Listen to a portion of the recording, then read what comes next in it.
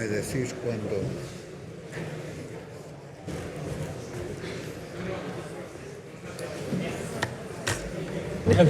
No, que aquí Hazme caso. Sí. Cristina, esta no sé. Ministro, que nos piden una foto. Nos piden una foto. Pues nos acercamos, ¿eh? Esto rompe el protocolo. Mejor. Cuantas más cosas rompamos, mejor. Bueno. Para algo que se puede romper, ¿verdad? Efectivamente, efectivamente.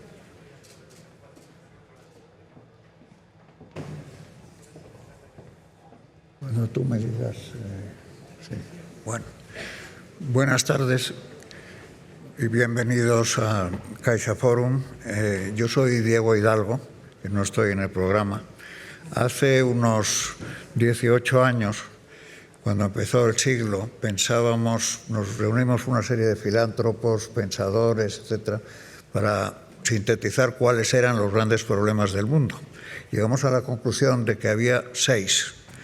Uno era la pobreza y la desigualdad, otro era los problemas de la democracia, insuficiencias de la democracia. Tercero tenía que ver con seguridad, terrorismo, crimen organizado, guerras, conflictos no resueltos. El cuarto era lo que luego se ha convertido en cambio climático, por todo lo que tenía que ver con el medio ambiente. El quinto, salud global. Y el sexto, que englobaba un poco todos los demás, era que las Naciones Unidas, que se habían creado en 1944, habían perdido completamente actualidad y poder y que eran más necesarias que nunca. Y también pensamos que para que hubiese una coherencia en la que el mundo pudiera defender los bienes globales que estaban cada vez más en peligro, era absolutamente necesario que Europa estuviera unida y hablara con una sola voz y que impartiera sus valores de paz, de libertad y de igualdad.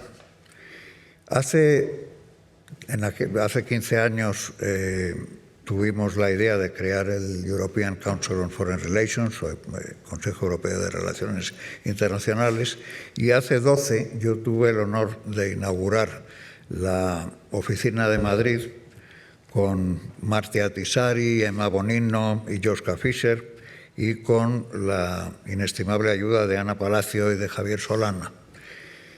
Desde entonces, el Consejo Europeo de Relaciones Internacionales ha crecido enormemente, tiene 330 miembros, opera en 34 países, tiene toda clase de actividades y programas, no solo como think tank, sino como grupo de poder importante.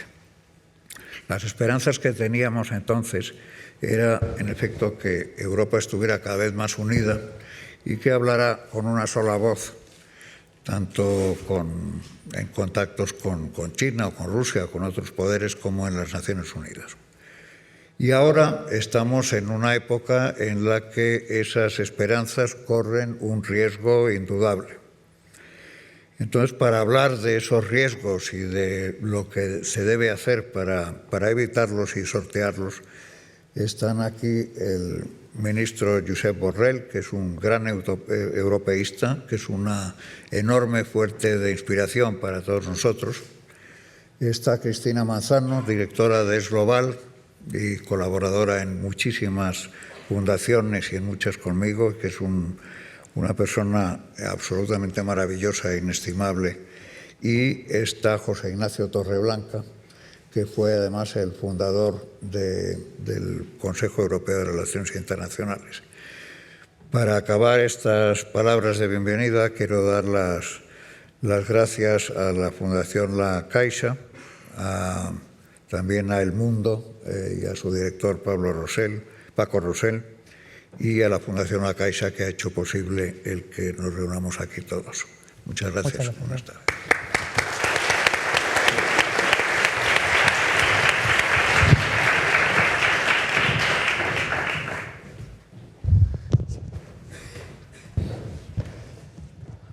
Gracias, Cristina. Bueno, pues muchísimas gracias a todos, a todas, por estar aquí hoy con nosotros. Hay una reserva espiritual de europeísmo en España que se mantiene. Ya no somos, ¿no?, la luz de Roma, espada de Trento, martillo de herejes, sino algo que todo el mundo fuera de Europa mira con mucha envidia.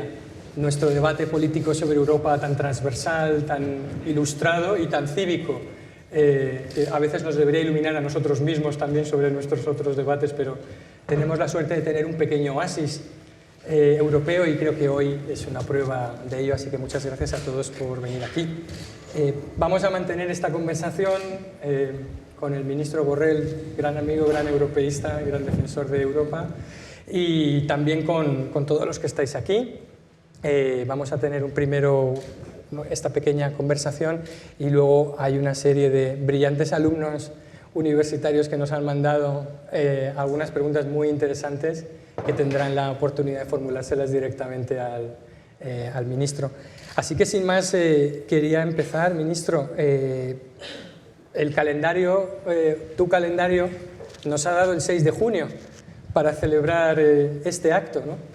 Y quizá no haya mejor momento, oportunidad para hablar de Europa que en el día D. Hace 75 años, a estas horas, 132.000 soldados estadounidenses habían aterrizado o desembarcado en el continente, muchos de ellos perdiendo su vida en defensa de las libertades de Europa.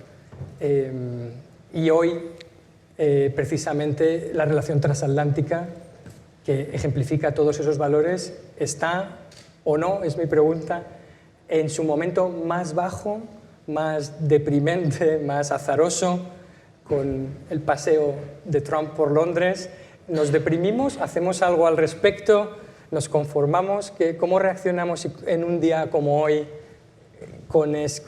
ante estos problemas que tenemos en la relación transatlántica, ministro? Gracias. ¿Funciona? Sí. Gracias, buenas tardes. Bueno, todo menos deprimirse, al contrario, yo creo que hay que activarse. Frente al America First de Trump, hay que decir Europa unida.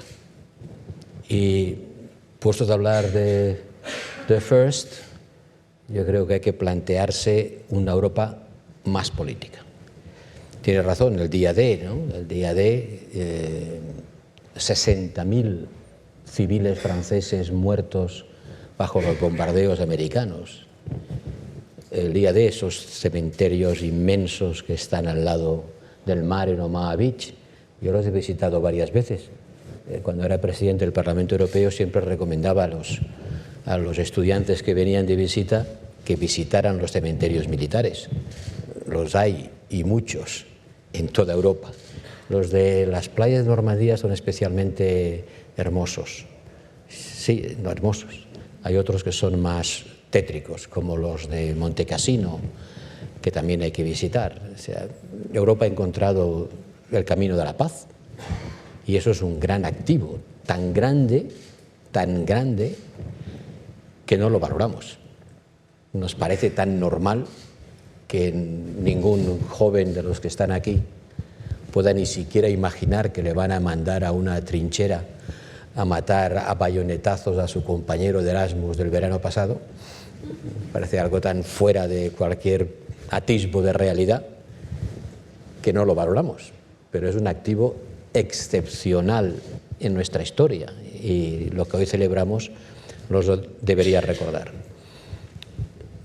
Tu pregunta sobre la relación transatlántica ciertamente pasa por los momentos más bajos desde el día D. Y a lo que estamos asistiendo en el mundo es una lucha de titanes tecnológicos, también militares, pero hoy por hoy una lucha de titanes tecnológicos entre China y Estados Unidos, de la que Europa puede ser el figurante o el que pague los platos rotos colaterales. Y este es uno de los grandes temas de los que teníamos que hablar y de los que no se ha hablado para nada en las pasadas elecciones europeas. Si ha habido dos temas de las pasadas elecciones, han sido el clima, y bien está que así sea, y las migraciones. Pero de los retos tecnológicos a los que se enfrenta Europa no se ha dicho ni media palabra, y este es el alma del conflicto de nuestro tiempo. entre Estados Unidos y China, el dominio de las tecnologías del futuro, el mapa del saber coincide cada vez más con el mapa del poder, y en esta carrera Europa se está quedando atrás. Antes de pasar a mi pregunta, quiero dar las gracias, por supuesto, al ministro por estar aquí, a todos y todas, y a Nacho y a ECFR, porque siempre es un placer colaborar con vosotros y unimos fuerzas en ese deseo porque Europa, y no solo Europa, lo que pasa en el mundo, tenga otras fuentes de análisis y de comprensión en nuestro territorio, que no son tantas. Antes de ir a la tecnología, que desde luego hablaremos de ello, quería volver sobre lo que has dicho. Lo que necesitamos es una Europa más política y una Europa unida. Y si en un punto Europa ha estado unida en los últimos meses, desde luego ha sido precisamente sobre el Brexit. Trump acaba de recordar que ofrece al Reino Unido una relación, mantener esa relación especial que supuestamente tienen con un acuerdo comercial especial cuando se culmine el Brexit. Pero vamos a tener Brexit. Yo sé que hay un cierto grado de utopía y diciendo no, si no se va a culminar, pero por otra parte Bruselas y las capitales están hartas de todas estas negociaciones que van a no se sabe dónde. ¿A dónde van? ¿Cómo estamos? Yo soy uno de los que está harto. Sí. Yo soy uno de los que está harto, porque llevo el último año mirando al futuro por el retrovisor. Estoy mirando al futuro discutiendo de una batalla del pasado. El Brexit es una batalla de retaguardia, ¿no? Que me voy, pero no te has ido, como dice la canción. El Reino Unido dice que se va, pero no se va porque no sabe cómo irse. Y la única manera que parece imaginar que se pueda marchar es dando un portazo que tendría consecuencias muy graves para ellos primero, pero también para los demás y en particular para España. Pero bueno, todo parece indicar que sí, que va a haber un Brexit, puesto que el resultado de las elecciones europeas no demuestran lo contrario, y porque el Partido Conservador está en una pugna para encontrar un líder y todos los que están presentándose son partidarios de una salida a cualquier precio y en el plazo más corto. Bueno, al final puede que no haya más remedio y como que hay que buscarle al mal tiempo la buena cara, pues si el Reino Unido se va habrá que ver cuáles son las ventajas de su salida. Probablemente clarifique ese horizonte político de Europa. Porque el Reino Unido nunca nos ha engañado. Desde el discurso de Winston Churchill en Zúrich, cuando todavía estaban calientes los cañones de la guerra, diciendo hagan ustedes los Estados Unidos de Europa, pero nosotros no estaremos. Nunca han dicho que querían hacer esa unión cada vez más unida y por lo tanto cada vez más política, ¿no? Con ellos no son solo los británicos los que están en contra de ese proyecto, pero eran los que más tenían puesto el freno. Si finalmente se van, lo lamentaremos, pero eso abre también un escenario en el que se verá si eran solo los británicos los que tenían puesto el freno o también hay otros países que lo hacen. Yo creo que hay más. Y por eso seguramente el futuro de Europa tiene que pasar por una integración diferenciada, porque los 27 a la vez está claro que no avanzaremos ni en la misma dirección ni al mismo ritmo. Bueno, nunca lo hemos hecho. No, el euro y Schengen, o sea, la moneda y la frontera, las dos cosas más importantes en la definición de un Estado, los dos símbolos más fuertes de la soberanía, los hemos compartido unos cuantos. Los demás no han querido y seguramente siguen sin querer.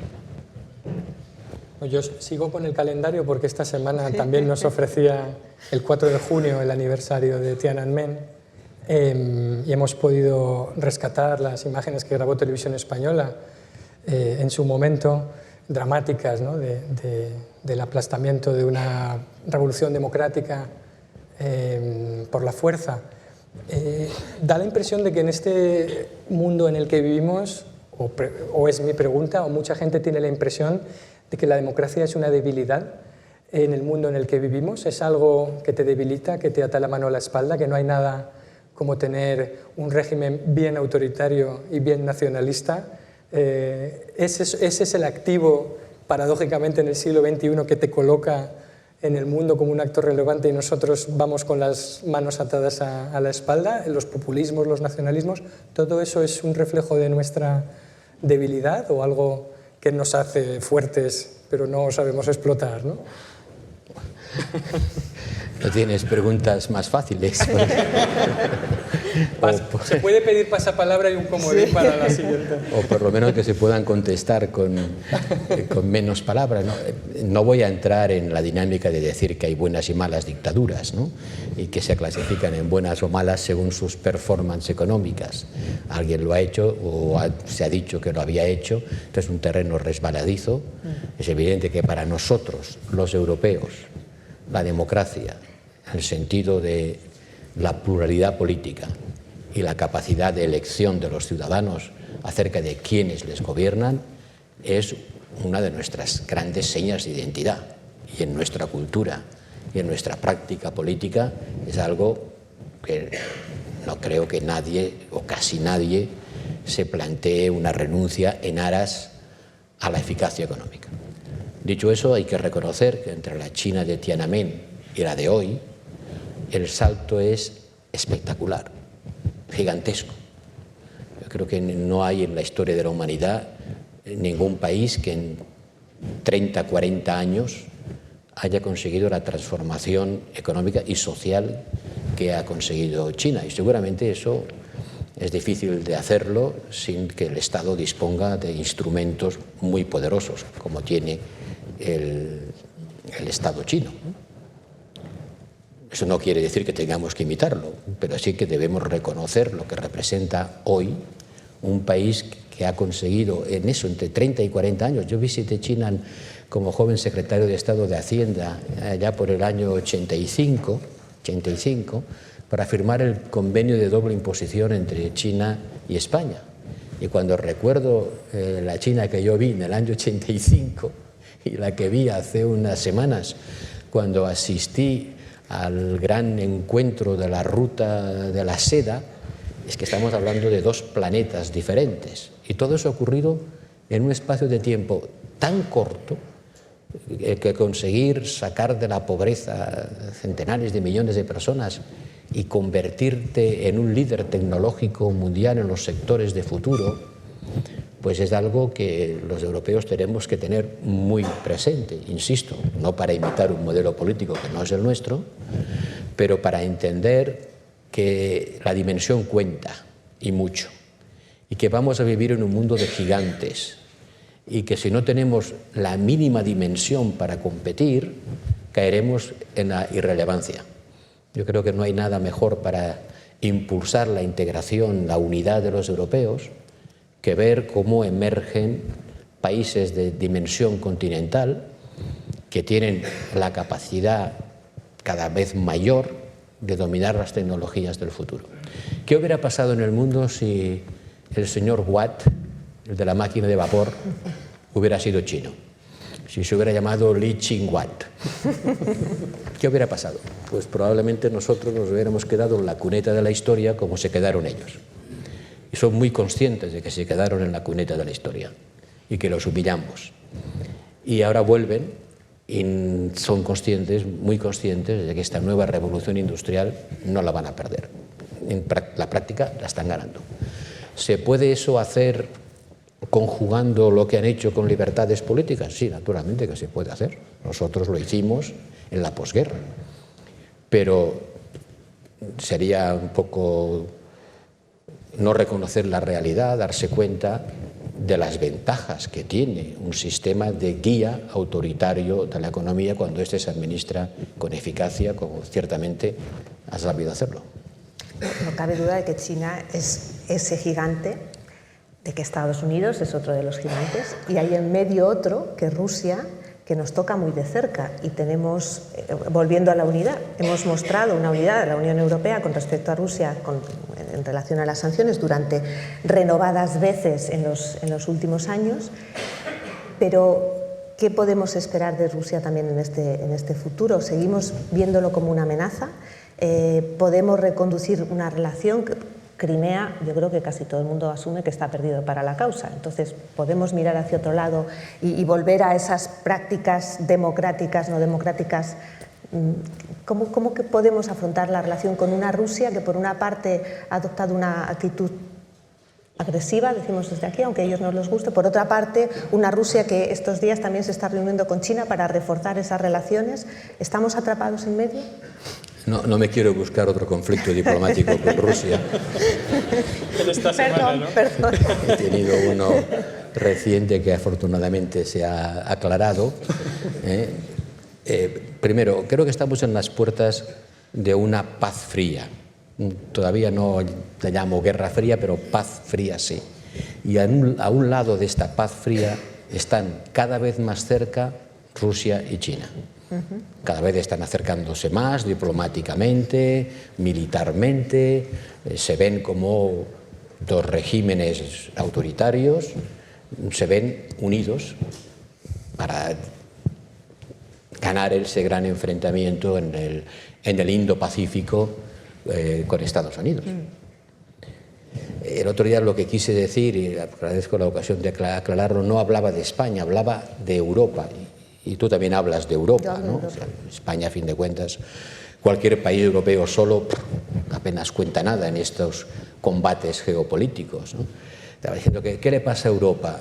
Bueno, pues que su antiguo protector, Estados Unidos, de repente la abandona, ¿no? De repente dice, oye, ya eres mayorcita, defiéndete sola, ¿no? Mi paraguas protector que te cubría gratis, lo pliego. El viejo enemigo de Europa, está claro que la Unión Soviética era una amenaza para la Europa de la posguerra, que había desaparecido, la Unión Soviética desapareció, vuelve ahora reencarnada en Rusia, que tiene sin duda alguna una ambición de jugar un papel geopolítico a escala global y que araña en las fronteras del este. Araña, no es una, pero nuestro ejército, nuestros aviones de combate y nuestros tanques Leopard están desplegados en las fronteras rusas allá por los países bálticos, y digo yo que no han ido a merendar, ¿no? O sea, cuando hemos mandado tanques Leopard y aviones F-18 a las fronteras de Rusia será por algo, no será porque pensemos que no hay nada que temer, ¿no? Y el tercer elemento es que China de repente aparece y la calificamos como un rival sistémico, que es la forma educada que se tiene en Bruselas de llamar a alguien de una manera más peligrosa en lenguaje coloquial. O sea, nos ha salido un rival sistémico, nos vuelve a aparecer una amenaza en las fronteras del este, no para España, sino para el conjunto de los países europeos, y nuestro antiguo protector pues está a otra cosa. Y eso es donde los europeos tenemos que aprender a jugar. El escenario es radicalmente diferente de las elecciones del 14. Analicemos cómo era el escenario geopolítico cuando los europeos votamos en 1914. Trump no estaba, el Brexit tampoco, y China no se había lanzado en su programa de producir chino y decir que en 25 sectores industriales prioritarios se va a convertir en la potencia mundial. No era para nada ese rival sistémico que ahora descubrimos. El mundo ha cambiado radicalmente. El mundo anglosajón se va y nos mira con recelo, suspicacia e incluso a veces con un cierto grado de animosidad, hasta el punto de considerar que las exportaciones de coches alemanes son un peligro para la seguridad nacional americana, ¿no? Vuelve a aparecer el espectro de la guerra en las fronteras este de Europa y tenemos enfrente a un coloso que ya no es un suministrador de camisetas de algodón a bajo precio, ¿no? Ya es una potencia tecnológica que entra en una guerra tremenda, guerra tecnológica, y la tecnología es el alma de la guerra. Huawei es un poco el símbolo de esta guerra, y no hay más que ver lo que se dicen los unos y los otros al respecto para darse cuenta de que ahí se va a jugar el destino de la potencia en el mundo, y los europeos vamos un poco a rastras de esta dinámica. Bueno, ahí realmente no sé si está Europa para que le pidamos dos cosas, que haga dos cosas a la vez, ¿no? No sé si le estamos pidiendo cerebro para competir con China, pero músculo también para defenderse de para Rusia. defenderse. Es decir, hay un pie en el siglo XX y otro en el XXI. Es que Europa puede hacer las dos cosas a la vez y tener esto que llamamos autonomía estratégica, hablando de política exterior y de seguridad europea, de la cual eres artífice pero también víctima, entiendo, en tanto a los procesos, ¿no? ¿Cómo reforzamos Europa en su política exterior y de seguridad y defensa para que pueda hacer todo eso? ¿Podemos tener cañones y mantequilla a la vez y cerebro y músculo? Bueno, los americanos dicen que al acabar la Guerra Fría, los dividendos de la paz, nosotros los invertimos en seguridad social y ellos los invirtieron en seguridad militar, de la que nosotros éramos los subrogados. Sin duda Europa tiene que tener una mayor autonomía estratégica. Eso no quiere decir ni mucho menos que tengamos que montarnos nuestra propia OTAN europea. Eso tendría unos costes financieros enormes y falta por completo la voluntad política para hacerlo. Ni falta que hace. Lo que sí hace falta es que Europa tenga una capacidad propia de actuar por su propia cuenta en los conflictos de su vecindad que tendremos que resolver nosotros, porque nadie más nos los va a resolver. Bueno, lo que pasó en Yugoslavia en los 90, cuando fuimos incapaces de intervenir a una hora de vuelo de Roma ante lo que era una reproducción a pequeña escala de todos los horrores de la Segunda Guerra Mundial, y no intervenimos hasta que no lo hicieron los americanos y fuimos como tropas auxiliares, eso puede volverse a repetir, porque todavía no tenemos la capacidad de hacer frente por nosotros mismos a una crisis parecida. Eso siempre se acaba preguntando, ¿entonces hay que gastar más en defensa? Lo que es seguro es que hay que gastar mejor, que hay que buscar las economías de escala de los 27 ejércitos europeos para construir unidades operativas de la talla adecuada. No hay que reproducir los centenares de miles de soldados de la Segunda Guerra Mundial, pero sí ser capaces de movilizar de forma rápida a algunas decenas de miles con capacidad operativa propia. Eso implica tener también una industria de defensa propia. Es un poco angelical creer que se puede tener autonomía estratégica y no tener una capacidad industrial propia en materia de defensa. Y cuando hemos lanzado el proyecto de hacerlo, los Estados Unidos han reaccionado advirtiéndonos de que no ven con buenos ojos que tengamos esa capacidad. Lo que quieren es que gastemos más y que ese mayor gasto lo invirtamos en comprar productos de su industria militar. Pero una cosa es una cosa y la otra cosa es otra cosa. No es necesariamente A no implica B. Deberíamos tener nuestra propia capacidad tecnológica e industrial para sustentar una capacidad estratégica. Eso no es imposible, porque no estamos hablando de unas cifras mastodónticas. No, es mejor coordinación, no es ese afinar mejor. Pero en los últimos años hemos avanzado bastante en el tema de seguridad, pero todavía falta, o parece que falta, ese otro punto que has mencionado, que es la voluntad política. Al final, la voluntad política, eso que está en el Tratado de Lisboa, ¿no?, de ser un auténtico actor global. Y yo te voy a pedir perdón porque voy a saltar al otro lado del océano y preguntarte por Venezuela. ¿Qué pasa con nuestro papel, no solo como España, sino como España dentro de la Unión Europea en la crisis de Venezuela? Queríamos decir algo, eso se ha ido posponiendo, ahora no sabemos si estamos, hay unas negociaciones en Oslo. ¿Tenemos algo que decir, que opinar? Tenemos algo que decir y lo hemos dicho. Desde agosto del año pasado, con el nuevo gobierno, España lanzó la idea de crear un grupo que le llamamos piadosamente o pudorosamente de contacto. Los grupos de contacto se supone que son para contactar, ¿no? Que es un eufemismo de buscar una especie de negociación, mediación, etc. Pero los instrumentos y los métodos europeos son profundamente inadaptados para este tipo de misiones. Hemos estado un año discutiendo ad nauseam en el Consejo de Asuntos Exteriores sobre qué funciones tenía, cómo se organizaba, quién estaba, el roadmap, el map road, y no hubiéramos hecho nada si no hubiera sido porque en un momento determinado Guaidó se proclama presidente de la República. Entonces sí, a prisa y corriendo hicimos en 2 días lo que no habíamos hecho en casi un año. Pero a continuación seguimos con los métodos, insisto, poco eficientes y nada adaptados a esta clase de procesos que requieren rapidez, agilidad y discreción. Pero cuando no tienes ninguna de las tres cosas y para hacer algo tienes que escribir cantidad de documentos que circulan entre cantidad de órganos y entre cantidad de representaciones diplomáticas para intentar conseguir la unanimidad, que al final no existe porque siempre hay alguien que dice yo no estoy de acuerdo, pues llega un momento en que otro país más acostumbrado a esas cosas, con más skills, que es Noruega, pues aparece haciendo lo que tú no has sabido o podido o querido hacer. Pues esperemos que los noruegos consigan lo que decían que no se podía hacer porque era casus belli, que era establecer un contacto entre gobierno y oposición, porque eso no se arregla si no hay alguna clase de acuerdo, porque Guaidó es presidente interino de Venezuela desde el mes de febrero, estamos en junio, y no parece que haya habido capacidad ni social ni militar de modificar la situación. Intentarla modificar a través de una intervención extranjera sería peor el remedio que la enfermedad. Por lo tanto, tiene que haber alguna clase de impulso interno. Eso es lo que está intentando Noruega. Bienvenida sea. Si lo puede hacer ella, pues estupendo.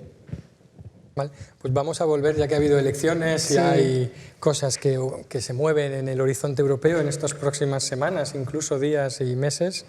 Sabes que imparto una asignatura en la UNED que se llama Sistema Político de la Unión Europea, y mis alumnos se ríen de mí porque he escrito un libro que se llama ¿Quién gobierna en Europa? Y dice, el profesor no lo sabe, ¿no?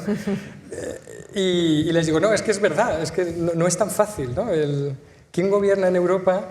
Hemos tenido unas elecciones, normalmente la gente va a las urnas, elige más o menos un gobierno, más o menos un parlamento, y todo eso se juega más o menos con fórmulas normales. Aquí tenemos delante de nosotros un panorama un poquito más complicado. Hay una cosa llamada Spitzenkandidaten, que no sé cuándo ni cómo aceptamos el palabra en aras de la transparencia y la claridad, de la que siempre decimos que los medios de comunicación, ¿no?, y los políticos deben hablar claro sobre Europa, pero bueno, ¿quién va a gobernar Europa? Para que luego, ya que hemos ido a las urnas, tendremos un gobierno al que luego le podremos rendir cuentas. Y luego, aunque he pasado poco tiempo haciendo de periodista, ya sabes que el virus del periodismo no se quita nunca del cuerpo, y la virtud de hacer preguntas para que no te las contesten si no quieren siempre se queda en el cuerpo. ¿Quién va a gobernar Europa y qué vas a hacer tú exactamente en Europa? Yo no voy a gobernar Europa, eso está claro. Les explicarás a tus alumnos, estoy seguro, que Europa no es un sistema político como el que ellos han aprendido en la escena nacional. Nosotros tenemos en la cabeza el esquema de Montesquieu, ¿no? Un señor que pensó que había tres poderes, una división de poder, ejecutivo, legislativo, judicial. Nos ha costado 500 años aprender la lección de Montesquieu, pero ahora que la tenemos bien aprendida, aparece un sistema que nada tiene que ver con lo de Montesquieu. Montesquieu no ha pasado por Bruselas ni se le espera. Entonces, hay que explicarles que el sistema democrático de la Unión Europea no es el de un Estado-nación. En una democracia estándar hay elecciones, se forma una nueva mayoría en el Parlamento, hay un nuevo gobierno que instrumenta nuevas políticas. Eso no es así en Europa, entre otras cosas porque el Parlamento no es la única fuente de poder y legitimidad. También está la Comisión, de alguna manera controlada por los Estados o nominada por los Estados, sí, con el visto bueno del Parlamento, pero con su iniciativa, y está el Consejo, y esos están allí. No podemos pedir peras al olmo, no podemos pedir que en Europa se administre el poder político como lo administramos en casa, porque es que funciona de otra manera. Y porque el poder político tiene un link, tiene una relación mucho más débil que en una democracia estatal con respecto a los resultados electorales. No es lo mismo. Ahora, tampoco les podemos decir a los ciudadanos europeos que tienen que ir a votar entre opciones políticas diferentes para acabarles diciendo que la Comisión es un órgano tecnocrático que escapa a la elección política. Porque la próxima vez nos mandarán a freír espárragos. Dice, oiga, no, si usted me pide que yo escoja entre opciones políticas, y mal que bien, por primera vez se ha producido un debate paneuropeo sobre opciones paneuropeas. porque los ciudadanos entienden que lo del cambio climático y las migraciones no son problemas nacionales, o por lo menos no tienen soluciones nacionales, y han ido a buscar respuestas europeas. Bueno, pues ahora que han empezado a andar por el camino de la politización de Europa, no les podemos decir, no, pero es que, ¿sabe usted? La Comisión es un órgano técnico donde cada gobierno nombra uno y al final es un popurrí formado por personas muy sabias y muy prudentes, pero de las que es imposible desgajar ninguna línea de acción política. Si en los próximos 5 años la comisión que salga de los conciliábulos que están teniendo lugar hoy mismo aquí en Madrid no es capaz de generar lo que podríamos llamar bienes públicos europeos, European Public Goods, de dimensión europea, pues posiblemente este emerger de una dimensión política de Europa puede conducir a una cierta frustración ciudadana. Por eso yo creo que la próxima comisión tiene que ser una comisión formada por personalidades, cuanto más políticas, mejor. Por supuesto, si saben sumar, también ayudará. Yo conozco alguno. Sí. ¿Podría dar algún nombre? Sí, puedo dar nombres, porque hay un montón de personas capaces de hacerlo. Pero la idea originaria de la comisión, como era un grupo de técnicos neutrales, desideologizados, que administraban el día a día y velaban porque se cumplieran los tratados, funcionando en una especie de piloto automático, verificando que se cumpliesen las reglas, eso ya no funciona. O sea, no podemos aspirar a un gobierno por la regla en el mundo en el que vivimos. Hay que tener un gobierno de los acontecimientos. Y para gobernar los acontecimientos, pues hay que tomar decisiones discrecionales, naturalmente dentro de un marco legal, pero las decisiones que toman los responsables políticos, no los que toman los técnicos. Es verdad que... La Comisión no puede ser un órgano técnico, hay que politizar la vida política europea, de lo contrario la gente no va a saber a qué estamos jugando. Y es verdad que tenemos la percepción de que está emergiendo esa opinión pública europea, ¿no? Siempre decíamos que lo que faltaba a Europa era ese demos europeo general, no la suma de 28 demos nacionales que participaran en unas elecciones. Incluso aquí tú decías este reducto de europeísmo, en donde han confluido 3 elecciones diferentes en algunas comunidades autónomas. Incluso aquí la percepción que tenemos es que ese debate ha cuajado. Pero, ¿cuáles serían esos bienes globales, esos bienes comunes sobre los que la nueva Comisión y el Consejo y el Parlamento deberían centrar las prioridades desde que empiecen a trabajar?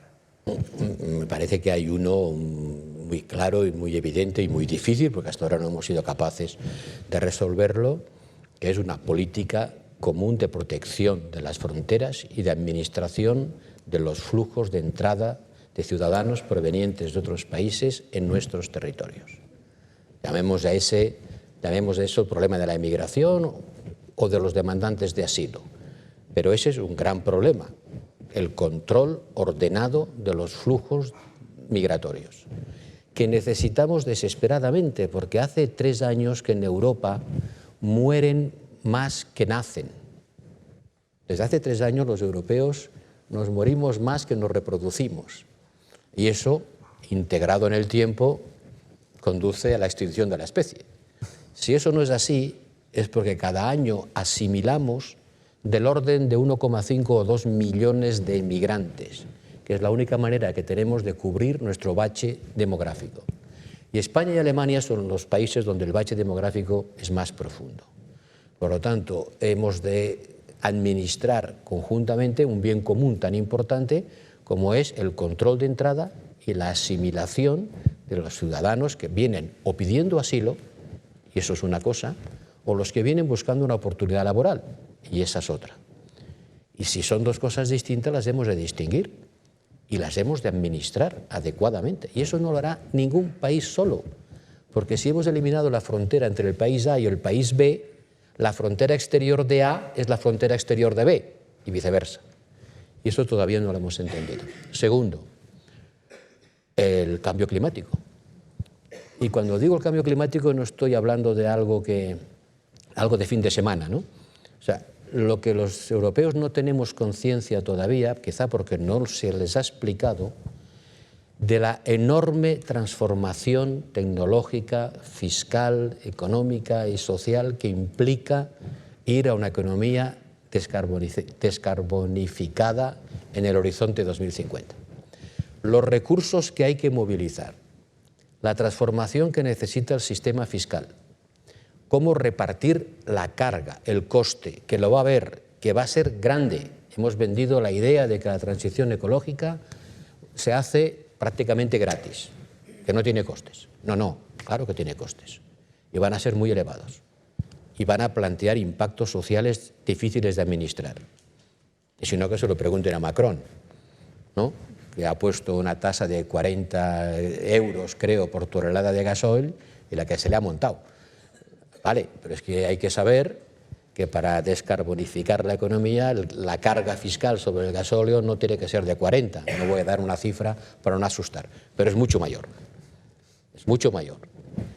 Y por lo tanto, el gran reto económico de Europa es pasar a una economía sin carbono.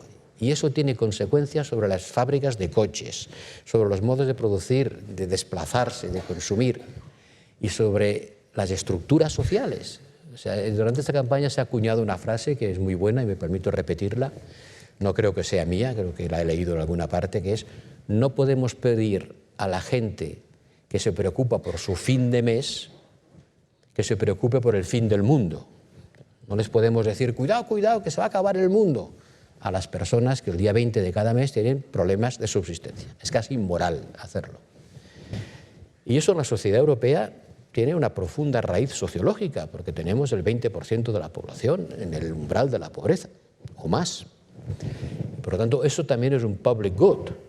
Cómo pasar a una economía sin carbono es un bien público que solo producirá una acción concertada de los europeos. Y el tercero es, desde luego, completar la moneda. ¿La moneda es un bien público? ¿No es un bien público la moneda? Pues claro que es un bien público. Pues la nuestra ha superado la crisis, ya nadie habla de salirse de ella, pero el euro no sobrevivirá sin Europa. Mantener el euro y deshacer Europa es un sinsentido. Y eso hay que decírselo tanto al señor Salvini, que dice que sí, que quiere el euro, pero sin las reglas fiscales, y que hay que volver a las reglas fiscales de antes de Maastricht, que yo no sé cuáles eran, creo que no había, y también hay que decírselo a la Liga Hanseática, ¿no?, de que se niega a cualquier sistema de acción conjunta frente a una nueva crisis económica. Son iguales los dos de inconsecuentes al decir que quieren mantener el euro, pero no quieren acabar Europa. Sí, mencionabas la Liga Hanseática y es verdad que la Europa, ¿no?, decimos que España quiere volver a Europa, quiere tener un papel más activo en Europa después de la salida de una crisis muy profunda, pero el barrio o los barrios están un poco desestructurados, ¿no?, entre la Liga Hanseática, los bisegrados. ¿Con quién te hablas cuando vas por ahí? Italia está echada un poco al monte, los británicos se van de la Europa a 12, que era Recoleta, supongo, aquella, ¿no?, en la que España estuvo, a esta Europa. ¿Estamos en minoría los europeístas y un país como España ahora que pretendes volver? ¿Has sentido realmente en Europa ese cambio de clima y de temperatura y de sentimiento europeo? ¿Está mucho peor ahí la cosa, no? Es cierto que la escena política europea es mucho más desestructurada que antes. Cuando yo estaba en el Parlamento Europeo, e incluso unos años después, había una cierta uniformidad. Cuando se reunía Barroso con Van Rompuy y con Merkel y con Sarkozy y con Cameron y con Rajoy, eran señores que hablaban el mismo idioma, estaban en la misma longitud de onda política. Todos los grandes gobiernos estaban encuadrados en un gran partido conservador europeo. Y luego había algunos partidos socialistas más o menos periféricos. Pero es que ahora lo miras y es completamente diferente.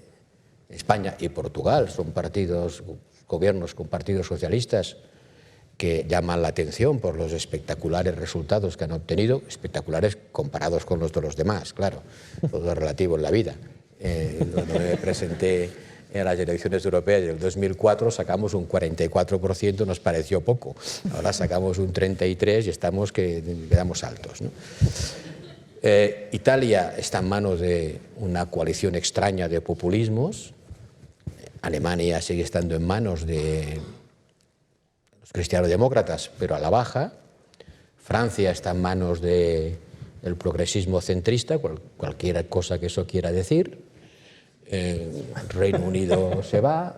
O sea, la divergencia y la heterogeneidad de los dirigentes políticos es enorme. Tenemos los de Visegrado, que hacen buenas migas con China, tenemos los hanseáticos dirigidos por Holanda, que no se quieren ni oír hablar de nada que se parezca a completar el edificio del euro, ¿no? Siguen pensando que el euro es una especie de instrumento de transacción, cuando realmente una moneda es mucho más que un instrumento de transacción mercantil. Una moneda es un destino compartido. Una moneda es una compleja red de instituciones y regulaciones, ¿no? Y tenemos pues, la pareja franco-alemana, que nunca ha sido más necesaria y nunca ha sido menos suficiente. Una pareja que tiene hoy demasiadas discrepancias objetivas, demasiados conflictos objetivos de intereses, como para ser un motor. De manera que sí, es mucho más difícil, porque es mucho más heterogéneo y mucho más enfrentado, encontrado el hacer política en Europa. Y en ese escenario, ¿qué papel quiere y puede tener España? España tuvo un gran papel en la construcción europea, en los tiempos de Felipe González, y para que no se diga que soy un sectario, también en los tiempos del presidente Aznar. Fueron gobiernos que marcaron la dinámica europea, gobiernos fuertes, gobiernos convencidos de que había que hacer Europa. Después perdimos pistonada, como decimos en Cataluña, perdimos empuje, perdimos presencia, perdimos capacidad de influencia. Y hoy se produce un fenómeno que sería absurdo negar. O sea, el Partido Socialista ha obtenido un resultado en términos comparativos extraordinariamente bueno, con toda la socialdemocracia por debajo del 20%, con el SPD en el 15%, con el Partido Socialista francés en el 6%, con incluso Tsipras perdiendo las elecciones en Grecia. De repente sacar un 33%, pues la gente te pregunta, oye, ¿cómo lo habéis hecho, ¿no? Y eso te da una capacidad de liderazgo, al menos dentro del espectro socialdemócrata, incontestado. Si además resulta que ciertamente este es un gobierno y un país y una sociedad estructuralmente europeísta, muy europeísta, de las más europeístas que hay en Europa, pues es evidente que si además se produce el vacío de la marcha del Reino Unido, tenemos un papel que jugar y lo vamos a jugar. Bueno, pues casi llevamos una hora y quería pasar a las preguntas de los alumnos que han colaborado también en este evento. Hay varias preguntas muy interesantes que hemos seleccionado. Están por aquí ellos y te las van a formular personalmente. El primero va a ser Kevin Andrés Bravo, que es estudiante de Relaciones Internacionales en el máster de la CEU San Pablo, y luego estará, que se vaya preparando también, Sergio González Garrido, del grado de Relaciones Internacionales de la Universidad Complutense de Madrid. Andrés, ¿dónde estamos? Por aquí está. Sí, vale. Bueno, mi nombre es Andrés Bravo, vengo de Ecuador. Estoy estudiando el grado de Relaciones Internacionales en el CEU. Soy estudiante de primer año y mi pregunta es, ¿puede el euro sobrevivir sin una armonización fiscal? Sobrevivir, hay muchas formas de sobrevivir, ¿no? Hay muchas formas de sobrevivir. El Delors dijo, y dijo con razón, que si no se completaba el pilar económico de la Unión Económica y Monetaria, el euro tropezaría hasta caer. Una frase suya, muy clara. El euro tropezará hasta caer porque no puede aguantarse con un solo pie. El otro pie, el pie económico, tiene sin duda una componente fiscal. Y hasta ahora ha sobrevivido sin ninguna clase de armonización fiscal de los impuestos directos, pero eso también está llegando al final. Necesitamos cuando digo armonización fiscal, como uno puede entender varias cosas, habría que precisar. Pero una vez más, el tema de la transición energética nos ofrece una gran oportunidad de hacerlo, porque habrá que desarrollar mucho más de lo que podamos imaginar la fiscalidad asociada a este proceso. Y esta es una fiscalidad nueva, asociada a un problema que no conoce fronteras y por lo tanto no se puede diseñar en la escala de cada país y por lo tanto puede nacer, y si nace será así, armonizada, es decir, el resultado de un acuerdo. Sé todo lo difícil que puede ser, pero desde luego, si los europeos no somos capaces de establecer un sistema de ajuste fiscal al carbono importado, no tiene mucho sentido que adoptemos normas ambientales que desmantelan nuestra industria, que la desplazan y que no benefician en nada al clima, porque al clima le da absolutamente igual desde dónde se emita el CO2. Le da igual. Y si la empresa que está en el país europeo A se deslocaliza a un país del sudeste asiático para seguir emitiendo el mismo CO2 que aquí, pero que aquí no lo dejamos hacer, pues es un juego en el que perdemos en todos los terrenos. ¿Y eso cómo se consigue? O levantando fronteras otra vez, cosa que no queremos, o estableciendo mecanismos fiscales de ajuste en frontera al CO2 importado, que no es fácil, pero no es imposible. Y desde luego hay que hacer frente al sumidero fiscal que significa que las grandes empresas tecnológicas se residencien en un determinado país, solo en uno, para escapar desde allí a la tributación. No tiene ningún sentido que esto siga ocurriendo. Y sigue ocurriendo porque somos incapaces de unirnos para evitarlo.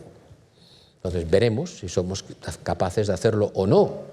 Pero desde luego, si no somos capaces de hacer eso, el problema no es que el euro subsista, es que, como decía antes, el euro no subsistirá sin Europa, sin los demás elementos que configuran una entidad política, y los impuestos, desde luego, son uno de ellos.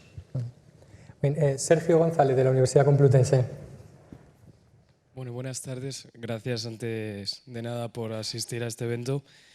Yo quería preguntarles sobre la política securitaria de la Unión Europea en relación al último informe que ha publicado el Alto Comisionado de Naciones Unidas para los Derechos Humanos, que establece la situación en Libia como peligrosa, inhumana y extremadamente grave.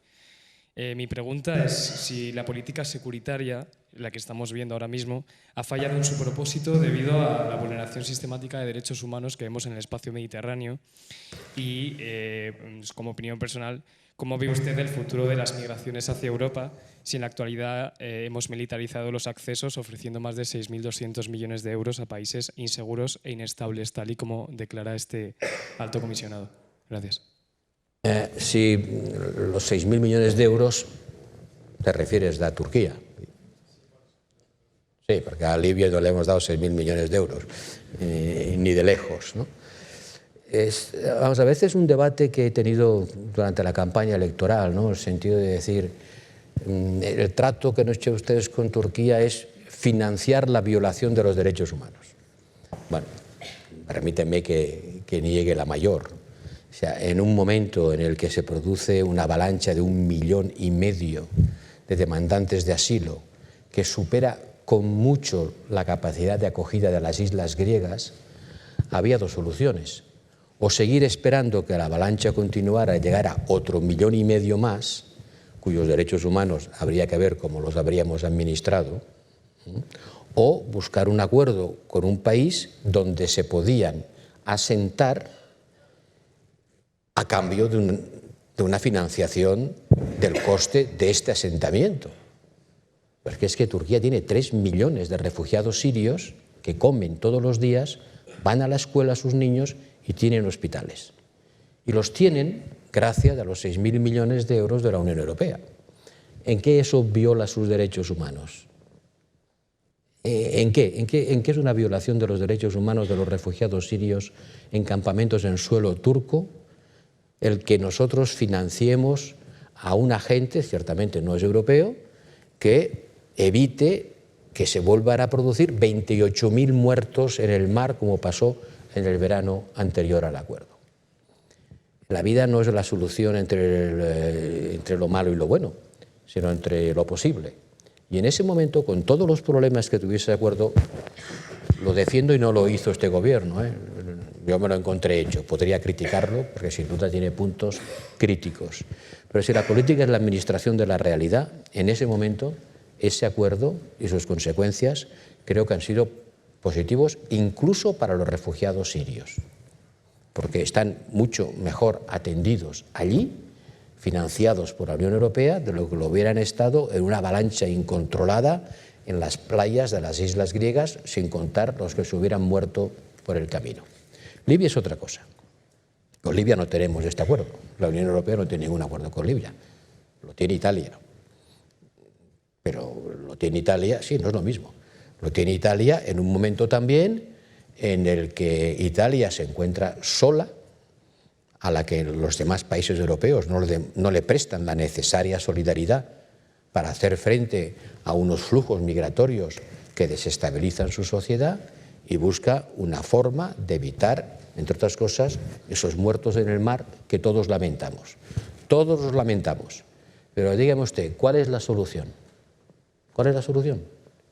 La solución consiste en abrir los puertos y las fronteras de toda Europa para que lleguen de una forma descontrolada unos cuantos millones de personas. ¿Usted cree que eso es lo que quiere la sociedad europea? Pongo la votación y verá qué es lo que saca. No, no lo quiere. Y además es inmanejable. Yo no estoy defendiendo para nada soluciones que en algunos casos puedan producir hechos lamentables, como los que sin duda se han producido en Libia. Pero nosotros con Libia no tenemos el acuerdo que tenemos con Turquía, ni mucho menos. Lo que sí estamos haciendo es financiando los guardacostas libios, porque tenemos necesidad de controlar los flujos migratorios. También lo estamos haciendo con los guardacostas marroquíes. Sí, también estamos financiando la capacidad del Reino de Marruecos de controlar los flujos migratorios.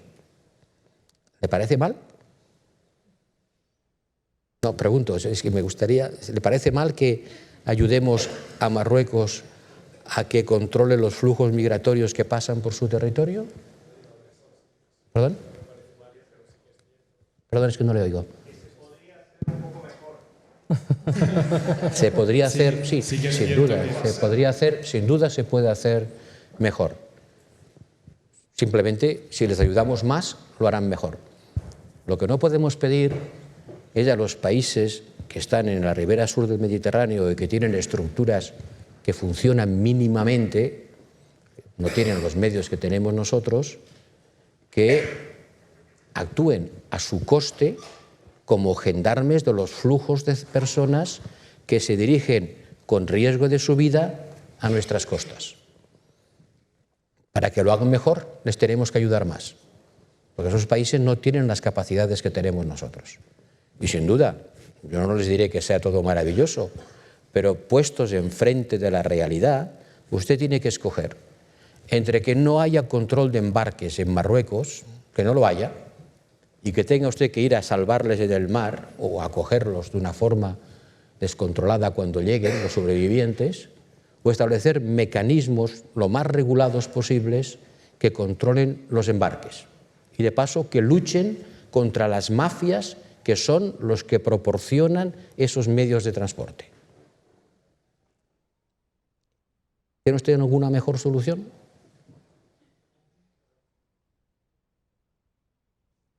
Si os parece, cambiamos a otro tema y le damos la palabra a otro estudiante, aunque podemos volver luego sobre la inmigración, no estoy diciendo que no lo hagamos, pero como teníamos varias preguntas que queríamos y varios temas que queríamos tocar, pues si os parece cambiamos de tema. Y le quiero dar la palabra a Ingo Daniel Effler, que estudia matemáticas en la Universidad Autónoma de Madrid. O sea que hay futuro, hay alguien que estudia matemáticas. Buenas tardes, como ha dicho, mi nombre es Ingo Effler, estudiante del grado de Matemáticas en la Autónoma y del grado de Economía en la UNED, colaborador del programa de debate modelo de Parlamento Europeo. Bueno, quería abordar un tema del que precisamente he hablado y es el desigual crecimiento tecnológico que han experimentado, por un lado, China y Estados Unidos y por otro lado, Europa. ¿Por qué cree usted que Europa se está quedando atrás en la pugna global por liderar la tecnología. ¿Por qué cree que las medidas han sido ineficaces en Europa?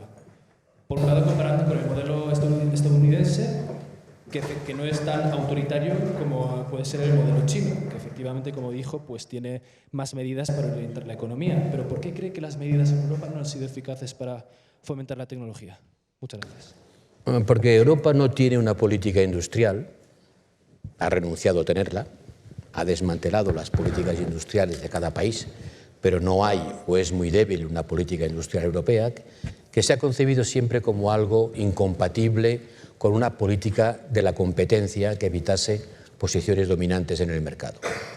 El resultado es que hoy no tenemos empresas, lo que se llama grandes campeones, de la talla suficiente para competir en el escenario global. O sea, para que la competencia en el interior de nuestro espacio económico fuese lo más perfecta posible, hemos generado empresas de una talla insuficiente para competir en el mercado global. Y por eso hoy hay un debate muy grande en Europa sobre cómo debemos seguir administrando la política de la competencia, buscando que no haya posiciones dominantes de ningún tipo a costa de no tener dimensión suficiente, o empezar a entender que la competencia no es solo entre nosotros, sino también con los demás. Y los demás tienen políticas industriales, una enormemente estatalizada con todos los instrumentos que da el poder público, que es China, y otra también con una gran actividad del sector público en la economía, impulsando y financiando las fases de investigación, desarrollo e innovación. Europa investiga mucho, pero innova poco.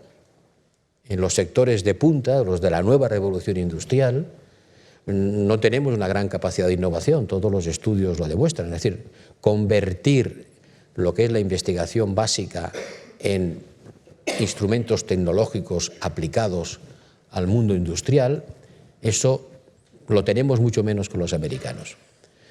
Y como además hemos ido perdiendo tejido industrial, la industria representa en Europa solo el 15% del valor añadido bruto. Solo industria, el 15%. Si no tienes tejido industrial, difícilmente vas a poder implementar industrialmente la innovación, ¿no? Porque te has quedado sin dónde y cómo hacerlo. Por eso ahora se habla de políticas industriales, de reindustrialización, de reorientar la política de la competencia, de toda una serie de acciones que serán polémicas porque chocan con los esquemas iniciales derivados del escenario económico de posguerra. Y en los nuevos sectores, en lo que es nuevo, en el mundo digital, esa falta de capacidad de innovación y de dimensión ha hecho que hayamos perdido terreno. Solo una de las 5 empresas que en el mundo hay capaces de desarrollar las tecnologías 5G es de un país de la Alianza Atlántica, no de Europa, de la Alianza Atlántica, que es Nokia, solo una. Y de las 15 grandes empresas del mundo digital no hay ninguna europea, ninguna. Los chinos han construido las suyas, porque además hay un control político de este sistema tecnológico que no quieren perder. Entonces, Europa hace un esfuerzo muy grande para convertir su capacidad científica en innovación industrial y en aplicación y desarrollo otra vez de la industria que ha perdido, o ciertamente no va a seguir el ritmo al que van los demás. Huawei no existía hace 30 años, no existía, simplemente no existía. Y hoy tiene una cifra de negocios de 175.000 millones de dólares. Bueno, no hay ninguna empresa del sector tecnológico europeo que tenga esta dimensión. Y eso que las nuestras existían bastante antes de 30 años, ¿no? Pero no han sido capaces de ir absorbiendo en la práctica cotidiana de su actividad la investigación. Entre la ciencia básica, la investigación y la innovación hay distintas fases, y nosotros en estos sectores hemos perdido la última. Vamos a darle ahora la palabra a Guillermo Izquierdo Cabello, que estudia Periodismo e Historia en la Universidad Rey Juan Carlos. Ahora viene. Buenas tardes, mi nombre es Guillermo Izquierdo, vengo de la Universidad Rey Juan Carlos, aunque soy de un pueblo de Granada que se llama Loja. Me gustaría preguntarle, ya que en las pasadas elecciones del 26 de mayo vimos cómo hubo un ascenso de la participación en las europeas, pero es un poco artificial, ya que venía de la mano con elecciones tanto municipales como... Perdone, ¿que venía de la mano de quién? Que el ascenso de participación en las elecciones europeas es un poco artificial, ya que las elecciones pues venían a la vez de europeas, de municipales o autonómicas. Por ello me gustaría preguntarle por qué hay como una sensación de que las elecciones europeas son un poco de segundo orden. Por lo menos en la zona donde yo me muevo hay la sensación de que las importantes son las autonómicas o las municipales, pero que de Europa es un poco de segundo orden. Por ello quería preguntarle si cree que esto se debe a que hay una falta de educación a la ciudadanía, que no entiende muy bien cómo funciona el Europarlamento, las comisiones o los consejos, y si cree que esto puede hacer que se desarrolle un futuro movimiento euroescéptico aquí en España. Bueno, es verdad que en España la participación ha subido enormemente hasta una tasa del 65%, porque coincidía con las municipales y autonómicas, ¿no? La gente que iba a votar, pues por el mismo precio, en vez de votar 2 veces, votaba 3. Y seguramente si no hubiera habido municipales y autonómicas a la vez, por la tasa de participación no hubiera sido esta. Pero en el conjunto de Europa, donde no ha habido elecciones municipales en todos los países a la vez, ha habido un aumento significativo de 8 puntos.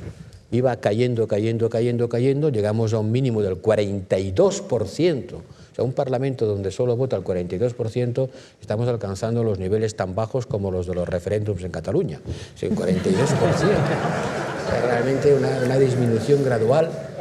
Y de repente hemos dado un salto del 8% en la media europea, no en España, del 8% hasta situarnos por encima del 50%. En 20 de los 28 estados ha habido un aumento. Es verdad que en Europa del Este, vengo de Croacia, la tasa de participación sigue siendo del orden del 20-25%, ridículo. ¿Y por qué esta vez ha habido este salto? ¿Por qué en el 2014 caímos hasta el 42% y ahora ha habido un 8% de aumento? Pues porque yo creo que los ciudadanos europeos han tomado conciencia de que hay problemas que no tienen traducción nacional o no tienen solución nacional. En la migración y el cambio climático, por poner dos un tan poco manoseados pero muy reales, pues oiga, si a usted le preocupa eso, busque la solución a escala europea, porque nacional no la hay. En cambio, en el 2014, ¿qué se discutía? La crisis del euro. Pero todo el mundo tenía en la cabeza que la crisis del euro la resolvían los gobiernos nacionales, que no había una solución paneuropea, ¿no? Sino que la señora Merkel y los demás jefes de Estado y de Gobierno, cada uno defendía su política nacional y por lo tanto había que apoyar a quien más te gustase a escala nacional. Y eso no lo arreglaremos a base de repartir folletitos diciendo, mire usted cómo funciona el Parlamento Europeo, etcétera. Porque ¿alguien sabe cómo funcionan los parlamentos autonómicos en este país? ¿Tiene una idea clara la gente? ¿Qué hacen? ¿Cuáles son sus funciones? No. Los ven más cerca porque tratan de temas que les afectan de más cerca, pero no porque los entiendan muchísimo mejor. Yo creo que lo que hay que hacer es politizar Europa. La gente solo va a elegir, y votar es elegir, cuando hay una elección. O sea, cuando uno puede escoger entre A y B. Pero cuando no está claro qué es A y qué es B, pues la gente no se molesta. Porque ¿para qué elegir si no hay elección? Y hasta ahora no había demasiada elección. Mientras que ahora sí que empiezan a haber posiciones diferentes sobre temas que nos afectan mucho. ¿Hay o no hay en Europa hoy posiciones diferentes sobre el problema migratorio? Vaya que sí las hay. ¿Hay o no hay posiciones diferentes sobre cómo combatir el cambio climático o cómo estabilizar el euro? La gente acabará entendiendo de qué estamos discutiendo y qué se propone y qué política le convence más. Y eso será mucho más eficiente que no distribuir folletos que al final van directos a la basura. No digo que no haya que explicarlo, ¿verdad? Pero llevamos muchos años imprimiendo folletos explicando a los europeos cómo funcionan las instituciones. Solamente se interesarán por ellas cuando vean que allí se deciden cosas que les afectan. Ya verás tú el día que haya impuestos europeos que se voten en el Parlamento Europeo como la gente se va a preocupar por lo que hace el Parlamento Europeo. Bueno, estamos ya casi fuera de tiempo para excedernos solo 5 minutos respecto a la hora. Vamos a coger muy rápido las dos últimas preguntas que teníamos para así poder cerrar. Está por aquí Laura Ferrer. Laura, de la Carlos III, de la Universidad Carlos III de Madrid, del Máster Universitario en Geopolítica y Estudios Estratégicos. Laura, ha habido ¿Máster universitario en qué? Que lo explique Laura. Ha habido pocas chicas que han preguntado. Laura, enhorabuena. Gracias. El Máster Universitario en Geopolítica y Estudios Estratégicos de la Carlos III. Aquí. Geopolítica y Estudios Estratégicos. Sí, es el primer año que se hace, pero la verdad... Que bien, en mi tiempo no había esas cosas. Ahora somos afortunados. Bueno, en primer lugar, muchas gracias por esta estupenda tarde. Bueno, yo soy Laura, como he dicho, y además del máster estoy justo haciendo las prácticas en la Dirección General de Política Exterior y Seguridad de su ministerio. Así que voy a aprovechar para preguntarle sobre la Common Foreign and Security Policy de la Unión Europea. ¿Cómo qué? La política exterior europea, sí. Perdón, no. Política exterior y seguridad. ¿Cuál es la pregunta? ¿Y cuál es la pregunta? Sobre, bueno, el clima geopolítico que estamos hablando, en el que tendemos hacia un mundo más multipolar, el crecimiento de las potencias, etcétera, ¿cómo, desde su punto de vista, cómo se podría encajar los intereses nacionales de los diferentes países europeos en materia de política exterior en una estrategia común más eficiente para intentar conseguir ese sillón en la política global? Otra fácil. Pregunta de máster. Otra fácil, pues sí. ¿Y eso quiere usted que se lo conteste en un par de minutos? No, es completamente imposible, me rindo, para intentar contestar a esta pregunta telúrica, ¿no? ¿Cómo construir una política exterior de seguridad que compagine? ¿Unanimidad o mayoría cualificada? Bien, me has quitado. Para ser concreto y conciso, ir al grano, es difícil pretender tener una política exterior y de seguridad común, etcétera, etcétera, si todo hay que decidirlo por unanimidad. La unanimidad a 28, bueno, a 27, es prácticamente imposible de conseguir. O sea, yo he estado en el Consejo de Asuntos Exteriores, como ha estado antes mi colega y amiga Ana Palacio, y nunca he conseguido un acuerdo por unanimidad. Es decir, al final siempre hay acuerdos parciales, declaraciones de un grupo de países, pero siempre hay alguno que por alguna razón dice que no está de acuerdo. Habría que abandonar la unanimidad. Pero el problema es que para abandonar la unanimidad hace falta la unanimidad. Solamente un acuerdo unánime te permite dejar la unanimidad para pasar a decidir por mayoría calificada. Y como esto muchos países entienden que es, y lo es, una limitación a su soberanía, la silla vacía de Gaulle, ¿no? El día que de Gaulle se enteró de que había firmado un tratado que decía que a partir de cierta fecha se dejaba de decidir por unanimidad y se pasaba a decidir por mayoría calificada, dijo, a Francia nadie le va a imponer nunca una cosa con la que no esté de acuerdo. Se levantó y se fue. Y estuvo bastante tiempo, tardó bastante en volver. Bueno, pues ahora nos pasa algo parecido.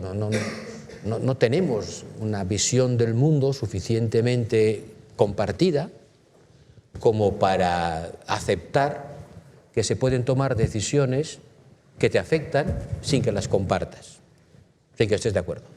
Y ahora además ya no estamos hablando del tipo del IVA o de la tasa sobre las importaciones de coches, ahora estamos hablando de la paz y la guerra. Estamos hablando de la vida y la muerte. Estamos hablando de cosas bastante más serias. Y por lo tanto la gente dice, bueno, yo no estoy de acuerdo con el tipo del IVA, pero si hay una mayoría que lo quiere el 12 en vez del 8, me aguanto.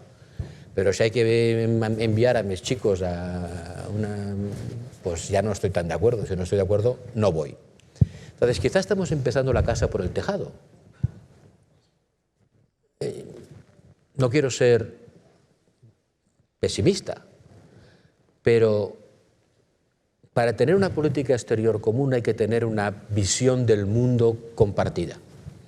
Si no entiendes y de alguna manera, si no compartes la visión del mundo, difícilmente vas a aceptar una política exterior que te imponga una mayoría de la que no formas parte. Y el problema es que hoy los europeos no tenemos una visión compartida del mundo. Algunos la tienen más compartida que otros, pero en su conjunto los 27, por razones históricas, no ven el mundo igual. Otro día me encontré con un compañero polaco y me dijo, es que nosotros los polacos debemos nuestra libertad al Papa y a Estados Unidos. Me quedé pensando y dije, pues sí, claro, tienes razón. Pero es que yo me he chupado 40 años de dictadura gracias al Papa y a Estados Unidos.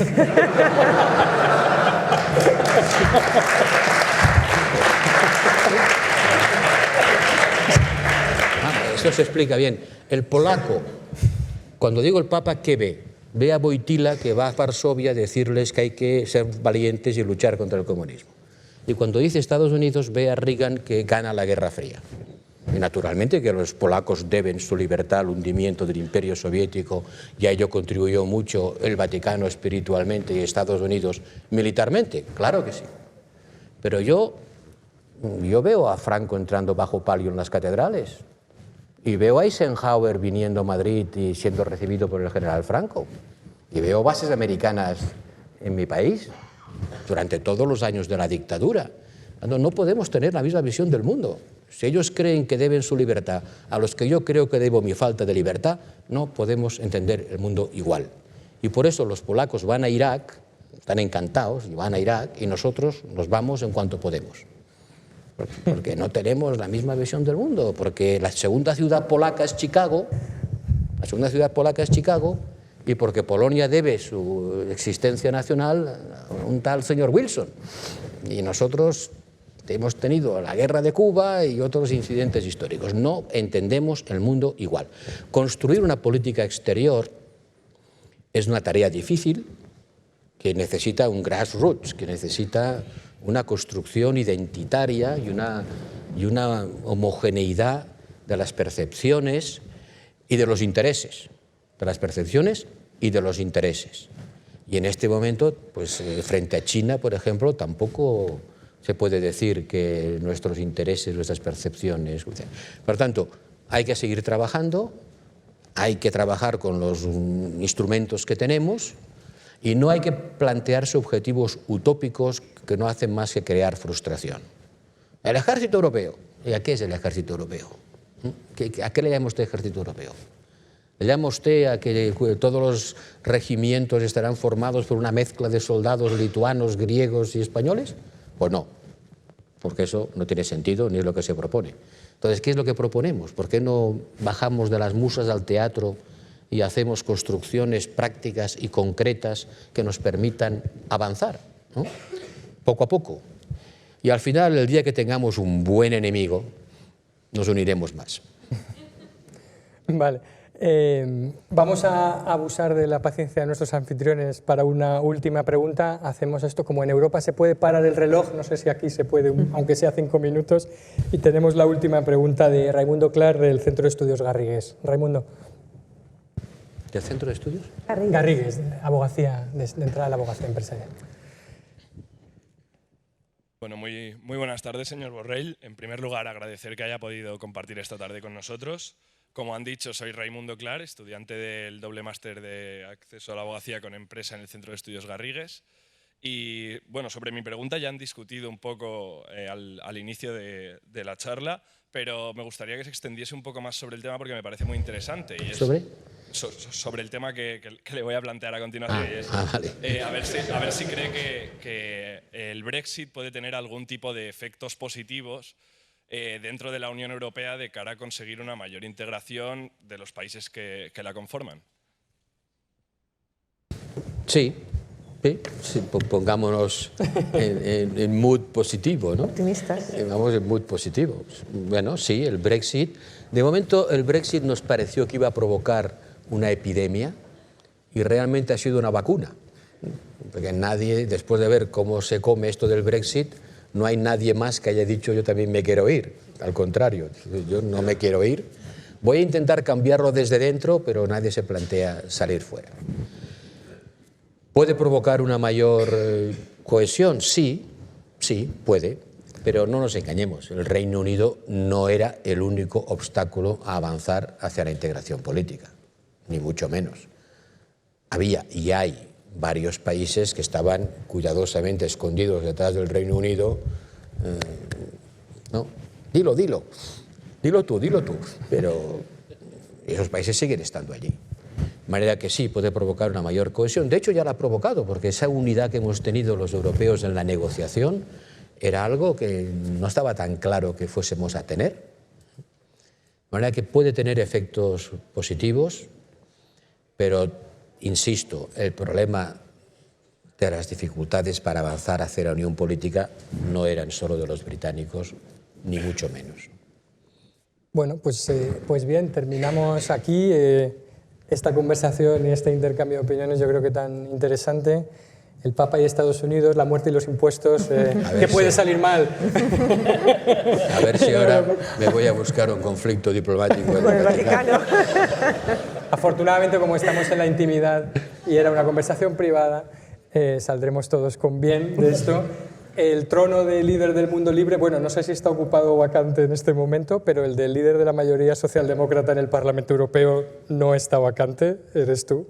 Así que yo creo que podemos desearte lo mejor en los próximos meses y tiempos europeos en lo que te espera por delante y desearte mucha suerte y mucha Europa, ¿no? Todavía no sé qué voy a ser de mayor, pero gracias. Pues cuando sepas lo que quieres ser de mayor o ya lo seas, te vienes y seguimos la conversación. ¿Os parece a todos? Muy bien. Un aplauso.